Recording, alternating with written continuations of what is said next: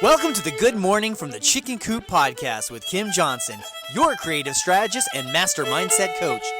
Filled with inspiration, distinctions, perspectives, and possibilities, we help you to cultivate a mindset that leads you to create the best version of yourself you could ever imagine. Join Kim every morning from one of her favorite happy places, her chicken coop, along with all her chickens.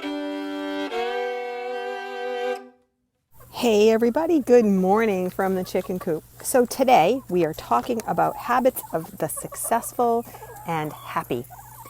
And I think that there is a distinction. Sometimes people just focus on success and sometimes they focus on happiness. But I like to really say, well, if you're successful and you're not happy, then what's there really in it for you? And if you're happy and you don't care about being successful, that's okay. But if you really do want to be successful, and when I say successful, I really do mean by your own standards, whatever that is for you and how you define it. If you're not getting that, then there's something that has to be looked at.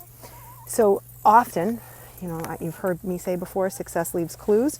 And I strongly know that that's the case. And when you start to go and pull apart and analyze what successful people do, as well as happy people do, and you look at a combination of both of them, you can start to see there are three pillars and principles involved in this. One of them is intentions, one of them is your body and your health, and the other one is your brain.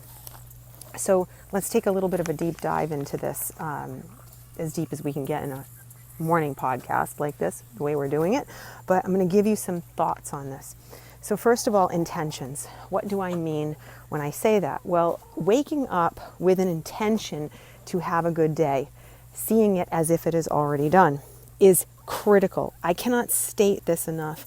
I sound like a broken record when I talk about this to my clients and people when I go out and speak. This is such a big deal because if you are expecting a failure, you will get a failure. You get what you expect. And it's important to recognize what are the intentions that I'm putting out there. Even before I go to bed at night for the next day, am I intending my day to be chaotic? Am I intending my day to be great? So I will tell you, I work on that constantly for myself, looking and seeing it as if it's already done in a great way and having a positive version of it. Yeah, there's options for all kinds of versions of things, but why would you choose to stay in one that is not optimistic and pushing you into a place of your greatness?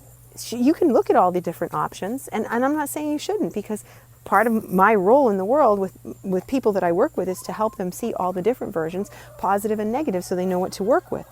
But I'm talking about where your focus goes, where your pinpoint focus goes. And if you're not intending on having a great day before you even go to bed at night, you're going to wake up and you're going to find yourself pulled by an email that came in overnight and pissed you off. You're going to find yourself being irritated because your kids can't get up and get out of ready for school on time. You're going to find the fact that you're aggravated by the fact that the printer won't work. I mean, God knows we all go through that when we go to print something and we really need it in that moment, and then the printer says, oh, I'm not working right now. And we all just want to put our fist through it. And the frustration is there. And you won't get past it quickly. I'm not saying those things won't happen. I'm saying they're going to happen. But your intention to have a good day, if you're really on it and you're paying attention to it in that moment, you're just going to be like, hey, you know what? I don't even care that just happened. You know what? I'm letting it go. I'm moving on. Because that's what you need to do. So intentions for what you want to make happen and see it as how you want it to be. Big deal. Okay, body and health. Boy, oh boy, this is such a big thing, especially when you're not where you want to be. So you need to lose weight. You want to be healthier. You want to drink less alcohol. You want to get out there and get more steps in, whatever it might be. But you let it slide. Well, your body will constantly take you down. That's why you have afternoon slumps. That's why you have fog.